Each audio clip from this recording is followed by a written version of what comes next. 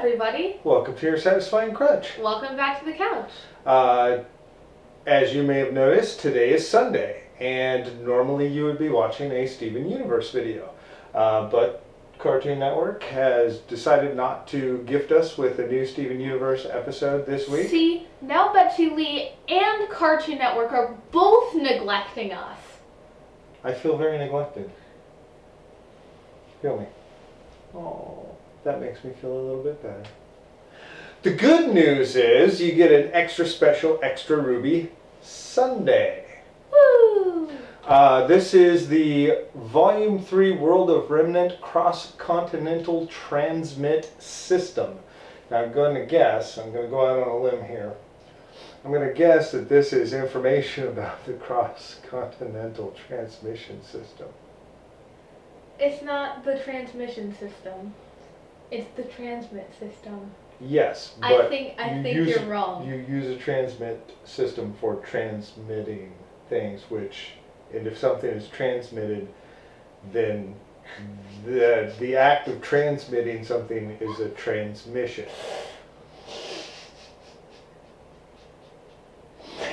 Stop. Okay, I have stopped. Let's go ahead and jump right into it. If I can figure out how they do the controls. Throughout the years, the world of Remnant has seen hundreds of technological advances that have changed society. The most influential of all of them being the Cross-Continental Transmit System. Prior to the invention of the CCTS, long-range communication was extremely limited. The discovery and development of radio technology allowed for communication within the boundaries of most kingdoms. But communication with other parts of the world was restricted to the physical delivery of messages. With every alternative form of communication that was proposed, there seemed to be the perfect obstacle. No Pony Express? The destructive nature of the creatures of Grimm severely limited the reliability of ground-based technologies. No ponies. The concept of relay satellites orbiting around the planet was promising.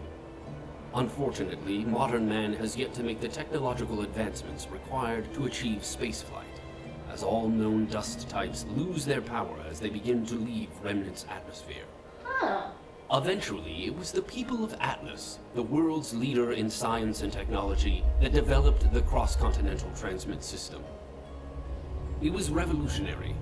Like radio, signals were sent and received wirelessly, though the content of these transmissions were not nearly as limited. Audio, video, images, and text were all capable of transmission, and eventually an entire online web of information was at mankind's fingertips. Currently, the system is supported by 4 primary relay towers, each located within a safeguarded area of the kingdoms.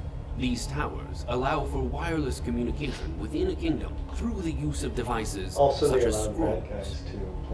Signals become less reliable the farther a user travels from the CCT And play tower. chess, apparently. And although smaller support towers do exist outside of kingdoms, they are constantly at risk of destruction by the creatures of Grimm.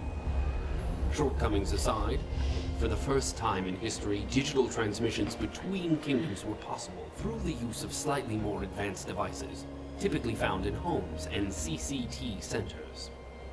The cross-continental transmit system has and will continue to advance the progression of mankind.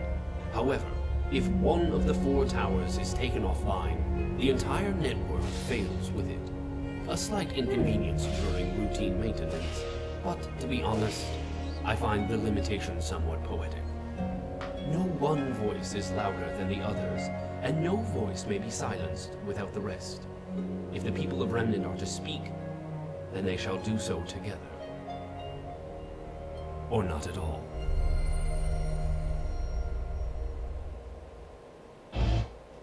Okay. So there's 2 cool things about that. The first is that dust requires oxygen. Mm-hmm. Or some kind of thing in the atmosphere. Yes. But And I don't. The most likely thing. And I feel oxygen. like that's something that wouldn't really be smooth to put in the story because, like, no one's gonna say, "Oh, well, why don't we try building another spaceship?" you know that won't work because blah, because everybody knows that it won't work. Yeah, I'll bet you I can write it. So that's kind of cool. The inherent flaw in the system is that it's interdependent. You take, if you want something for the most robust system, you want it to be independent. But I have a feeling that there's plot stuff, which will happen if when one of the towers gets taken offline. Yeah, and it'll probably be the one in Vale? No, where are they? They're in Vale. No, Vale's the people that's coming to them, isn't it? Oh, okay. Where are they?